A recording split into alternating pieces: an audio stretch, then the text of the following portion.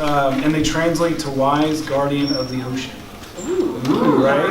And I've been teaching about water for about 8 or 9 years. I studied philosophy and social theory in college. And you can imagine that one of the crazy emerging social issues of the day, right? The environment. And what the heck does that all mean? What do we do about all that stuff? So when I was a student, I went to the better school in the city. I went to UCLA and helped start a research program. I mean, I'm allowed to talk trash, right? I started a research program looking at sustainable development on the campus. When I left school, I started working for Heal the Bay in Santa Monica. You guys heard of Heal the Bay? Just an environmental organization, but helping them build programs. And what I've learned sort of in my time both as a student and then as a teacher is maybe it turns out we just don't have the right language for understanding some of these deeper concepts. So, and I'll jump into what that means, but finishing the introduction, I'm now a graduate student at Loyola Marymount. The West Side schools, guys, just check them out. The beach is over there, right? Anyway, but I work in education and in trying to reconceptualize how we have these conversations, right? Because maybe it turns out that we're just not thinking about the right thing or talking about the right thing in the right way. So anyway, subject of the day. You guys are studying to be naturalists, right? What does a naturalist do? Does what? You observe. You observe. You share. Come on, guys. Right? Anybody else? What does a naturalist do? Frankly, I'm still not clear. Okay, that's fair. So one thing that I think a naturalist does is sort of learn to look at the world in a very different way, right?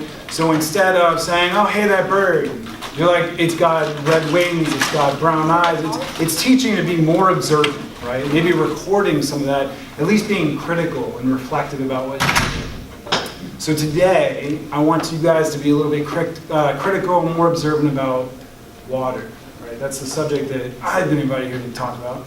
But water. Water everywhere. Is water a big deal in Southern California? Right? We all heard just, I think it was earlier this week, South Africa, Cape Town, South Africa, is now at day 0. Los Angeles, were we close to day 0? Nobody ever called it, but we certainly, reservoirs went down, right? Why does that happen? Why is it that something as basic as water is now going to that place where we're at day 0? That means they're turning off the water, right? Why do we think that happens? Why do we think we're so removed from our water? We ask them questions all the time. There's more of us.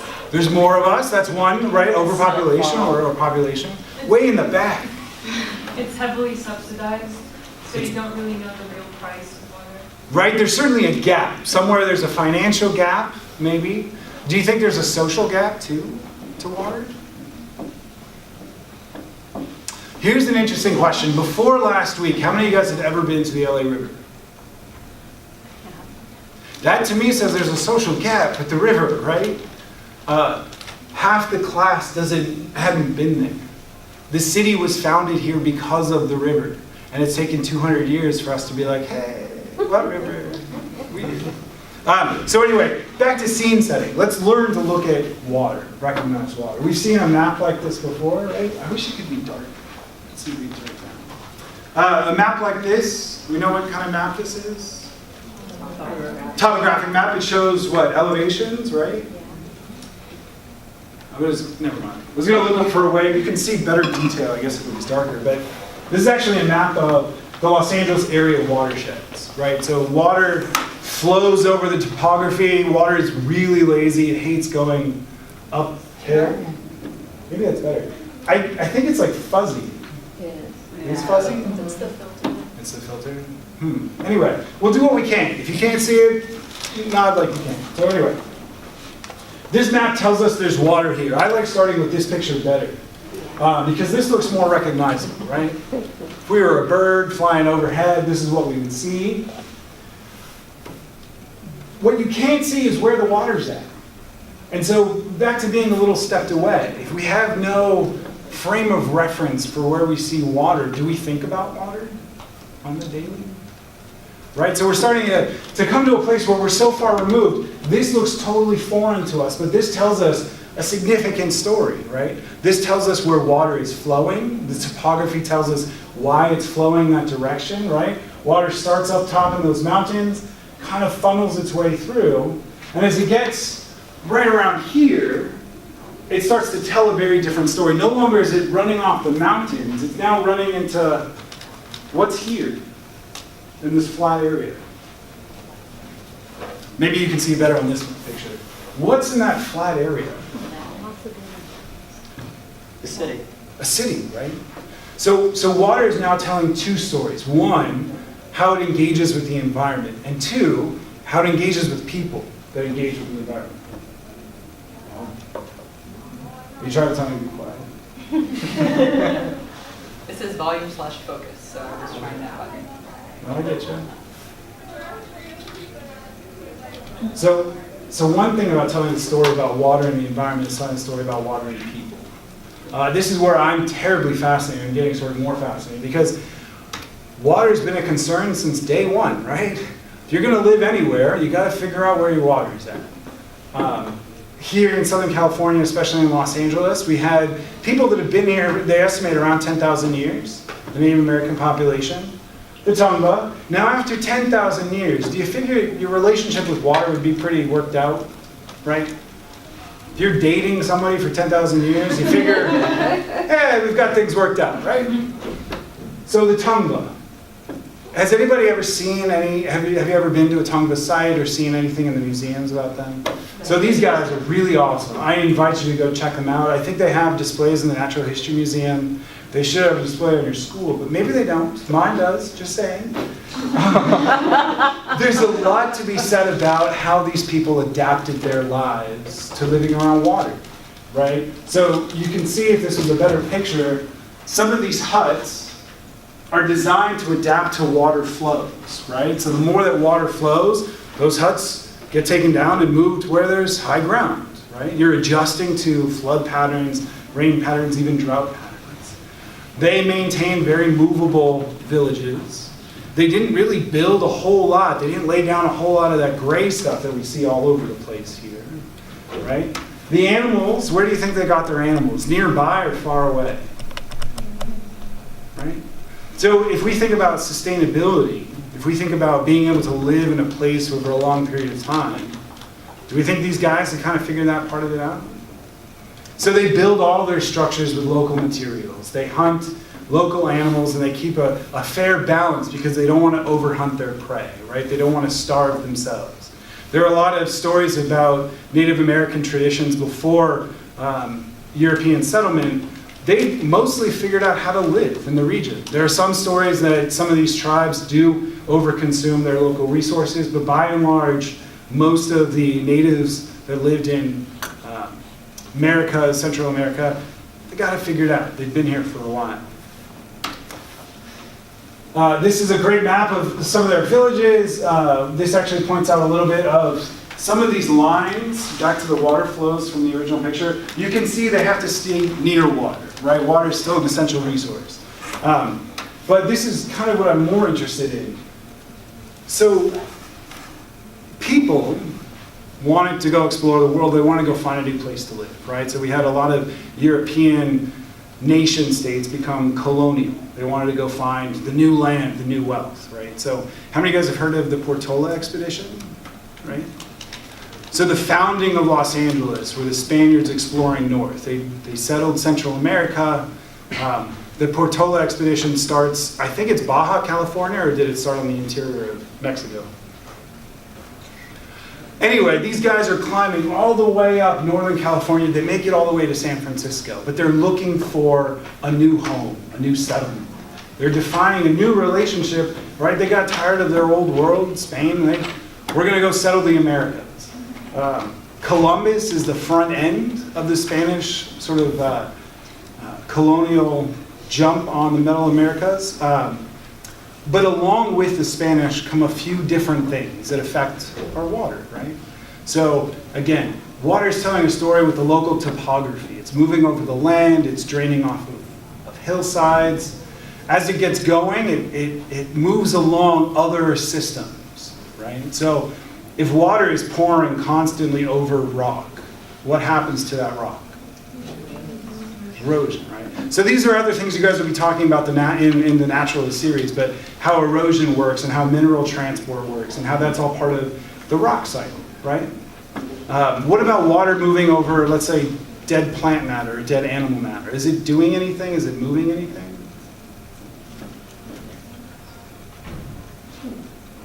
Doesn't it accelerate decomposition? Right? It accelerates, there you go, the college word. It accelerates decomposition. It helps move around the floodplain, right? It deposits nutrients all over that floodplain, makes those really flat bottom areas really fertile, really great places to grow stuff. So if you look at settlements, in the early Tonga, they're settled around the river for two reasons. One, they have access to local water, and two, they have great ground for growing stuff on, right? Now we can grow a lot of foods and vegetables. But again, being part of an adaptive lifestyle versus these guys who come in and say, hey, we're here to take over. We discovered a new land. Doesn't matter that there are native populations here. We want whatever they figured out. So the Spanish conquistadors, they settle Central Americas and they bring over, oh, sorry, I have so many pictures in here, I forget. This map shows where villages stayed most of the time.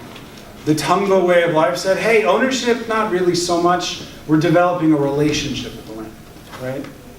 As the Spanish move in, they say, no, we have a legacy idea about how ownership goes. There are properties you can subdivide. People own the land. So this map is actually a cut-up of the ranchos that were in this area. You can actually go visit some of the historic sites if you guys are interested. You guys went to South LA around Willow Street Estuary on the LA River? Yes? Kind of. So right around there is actually Rancho Dominguez, one of the earliest private properties in Southern California. But it sort of speaks to this moving from an adaptive way of life to we own it now. It belongs to us, right? If you're interested in this whole story, again, go check out the Pueblo in downtown LA. You have some of the old houses, residence houses there. Rancho Dominguez is right around here in South LA. At one time, Rancho Dominguez owned this chunk of LA, most of PV, most of what's south of Bayona Creek, and most of what's west of the LA River. So as you start to own things, do you think that's going to change your relationship with the water, with the ground, with the property? Go ahead. Do you know why Europeans have that mentality of owning land versus having a relationship like that the people have here? Do you know why they're so different in schools of thought? Totally, but now I'm going to have to go back to the Bruins. There's a professor at UCLA, his name is Jared Diamond, right? Does a lot of study on geographic distribution of populations. I'm working my way through Gun, Germs, and Steel, which is a really interesting book, but why it is that certain populations, it may just turn out that Europe was such a population-dense area that fighting over what feels like limited resources means that you have to define private versus public.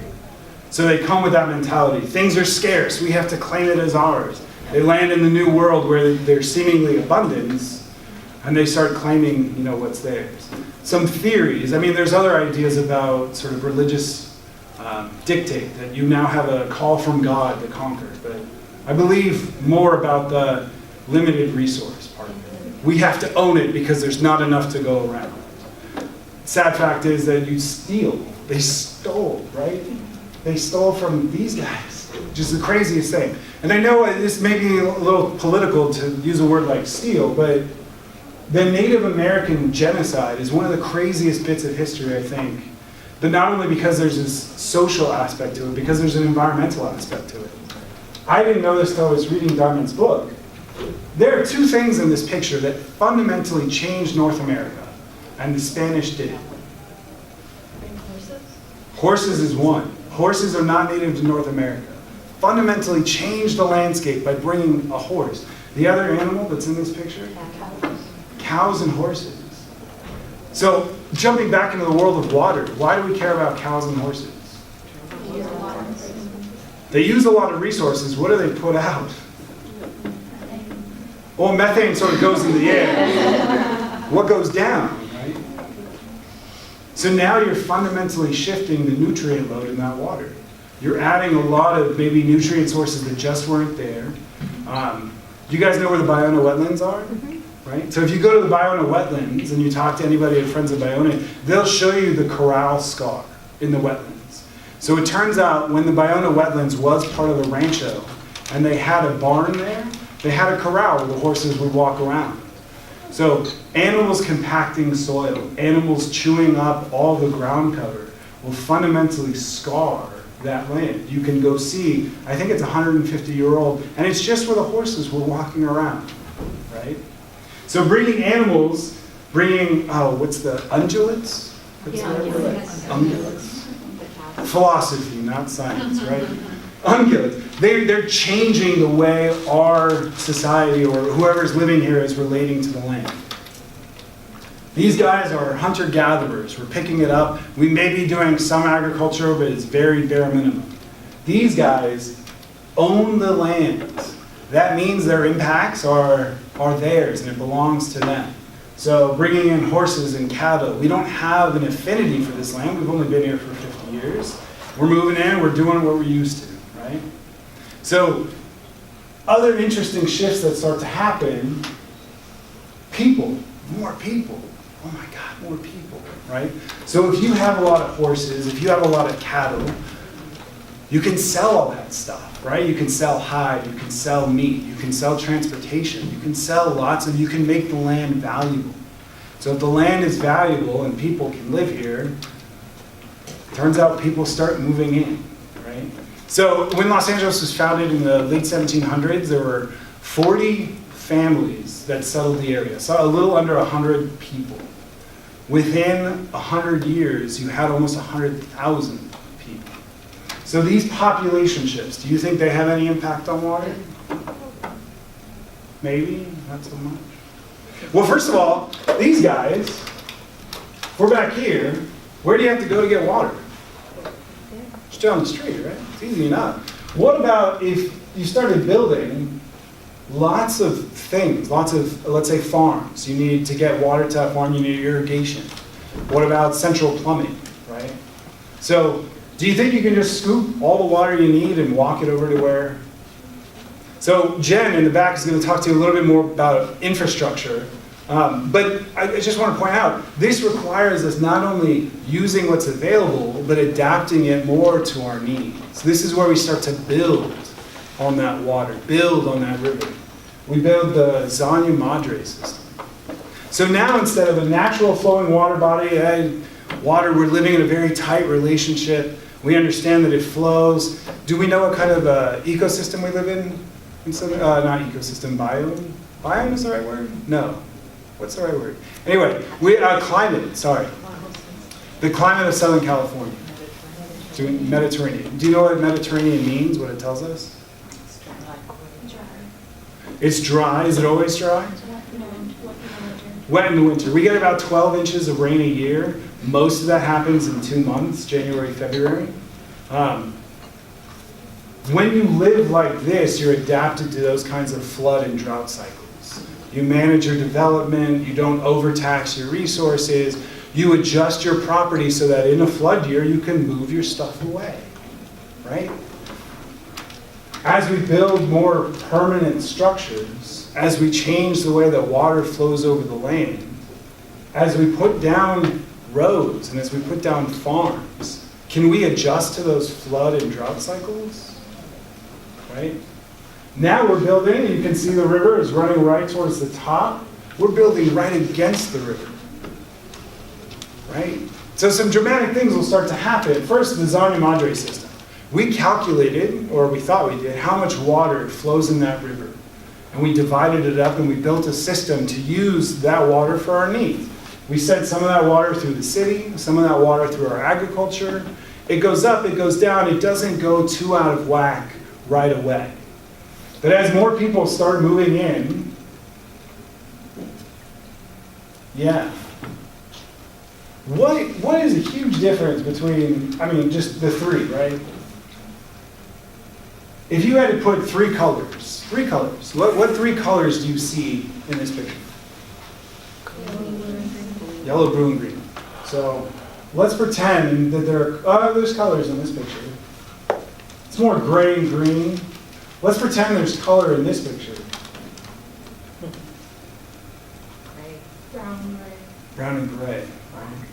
So we're changing our relationship with water. We found an excellent resource, but we forgot how water flows. We know that water flows uphill, downhill. What about water, let's say getting into the ground? How does water get into the ground? It percolates, right? What does water need to percolate? It needs exposed soil. It needs ground, right? It needs exposed soil. So what happens here when we have a dense city? Do we have exposed soil? Most of the streets there weren't paved. Well, so streets that aren't paved, exposed soil. Still compacted. It's highly compacted. I was going to say aerated soil, right? So here you have a lot of aerated soil. It's a lot of vegetation. A lot of things are kind of opening it up. Here you have a lot of development, compacted soil, water. Is it percolating? Probably not, right?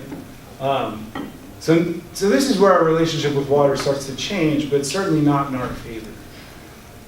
As you build up more on that watershed and you eliminate water's ability to percolate in, where is that water going to go? It's going to go where? Downhill and into the ocean. It's going to go downhill into the ocean before it gets there? The river. Well, you guys are, I mean, we'll jump to, let's see if I can bring up that video. So if water can't percolate, before it gets to the ocean, it's got to go through somewhere, right? What happens is water builds up in our city. What do we call that? Flood. A flood. I'm fishing for words. I shouldn't be fishing for words. So it turns out our relationship with water, I can't do that. I should have brought this video up before, but anyway. As we change, sorry.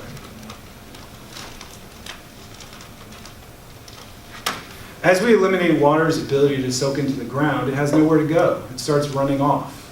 A lot of runoff is a bad thing. We call it flooding.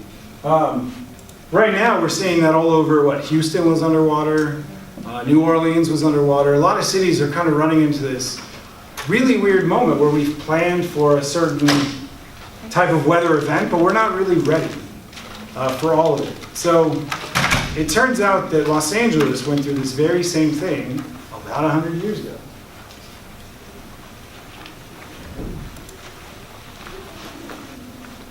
Come on in.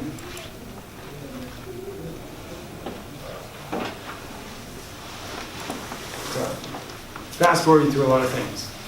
The watershed is how we know water's relationship with land, right? Water flows downhill, it moves over the topography, it picks up some minerals, it picks up some nutrients, it helps all these natural ecosystems flow together, right? Water flows. When water flows together, that's what forms rivers and creeks and collected water bodies. But that also gives humans some inclination, hey, if you want to settle somewhere, there's a lot of food, there's a lot of water right next to these waterways. The downside is, as populations grow and grow and grow, they alter that water cycle. They put down impermeable surfaces that prevent percolation, and that starts generating an out-of-control process, right? You have a settlement now where water has nowhere to go. And the result is quite crazy. Well, it's grainy now. Anyway, this is actual video from the major floods that struck LA in the early 1900s. Starting about 1850, the Los Angeles River, because we had so much development in the region, would start to flood on a 5 to 7 year cycle. This video talks about the two largest floods in LA River's history of 1934 and 1938. Houston, maybe not that bad, right? I think they estimate somewhere like 500 billion gallons fell in Houston. That's not as much as we would get. But there still was widespread destruction. Right? This isn't a Hollywood studio. These are, and you can find lots of places all over LA that will tell you this very same story.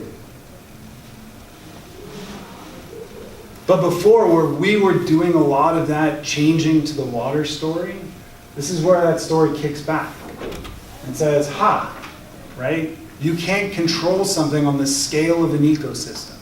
You think you can, but there will be a moment where it says, I don't think so, right? So this flooding, we like it or no? You don't like flooding? It's bad, right? It's generally kind of not fun. We don't have adaptive infrastructure. We don't have houses that we can just pick up and move in a flood year. So the downside is we go through all that destruction. But we're smart people, right? Right? Maybe? I don't know. We think we can solve this problem. So this is what you guys saw on your trip. If you go to the LA River, you're going to see this flooding thing. We don't like it, so we're going to try and outsmart it. During the early teens, they started trying to do several different things to control the river, none of which worked. It was around 1920, 25. The LA city said, look, this problem is so big, we don't have the finances, we don't have the wherewithal to control this system. So they hired, this is actually one of the first projects the Army Corps of Engineers ever did. It was, at the time, their largest flood control project. And they converted most of the LA River from a natural water body to this beautiful concrete channel.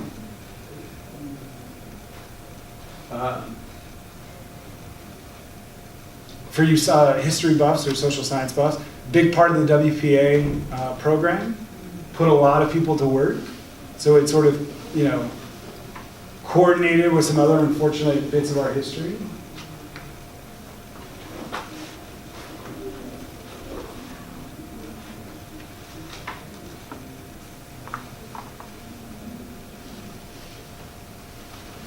So this picture is great for a couple of reasons.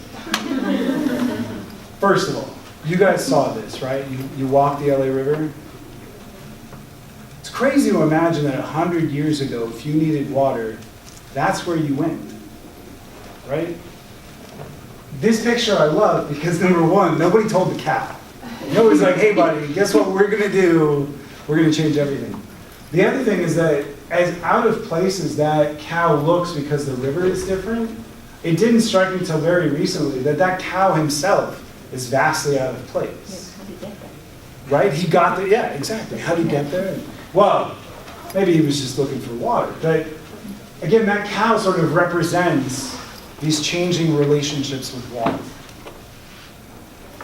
We no longer, our daily experience with water went from, I need a shower, I need to go to the river to grab a bucket. Our daily experience with water now is, I need to shower, I turn on the faucet, right? This cow's daily experience of water had no idea, didn't talk to a human delegation to be told, hey, this water is getting out of hand. Instead, he goes, I need water, I'm going to go to the river to get some water, and now he's confused. He doesn't know what's going on. Do you guys do any bird watching along the river? That's something I always marvel at. Like, nobody told the birds that we'd be, taking away their nesting grounds. And sometimes they feel like that's why they poop on us, right? They're like, hey, we deserve this. So there's a lot of different science you can do to look at these kinds of changes. There are different places on the river, and you guys saw some of them where there's more natural corridors, and some places there are more of these channelized corridors, so the concrete channel. So we do a lot of, Heal the Bay, for example, FOLAR, a lot of groups will study the water quality. What's getting into the water and how is that hurting the ecosystem? There are several other groups who look at, it doesn't matter what's getting into the water, it's actually really our city that needs to adjust. It's that watershed. It's that, where's all this water coming from? Let's not deal with the pollution items, let's deal with the way we relate to that water. You guys were able to get to a part of the river that most people have gotten to for a while. It's near the bike path. There are other parts of the river, back to social gaps, other parts of the river that have been behind a gate for 80 years. How much can you care about something that's locked away from you, right? If your daily experience is so far removed from the river, if you're not thinking about it on the, every day, what happens to the river, right? So sadly, the answer is you guys saw what happens to the river. It becomes a concrete channel. It becomes sort of a forgotten space. Interestingly, it also becomes the set for a lot of films. People goofing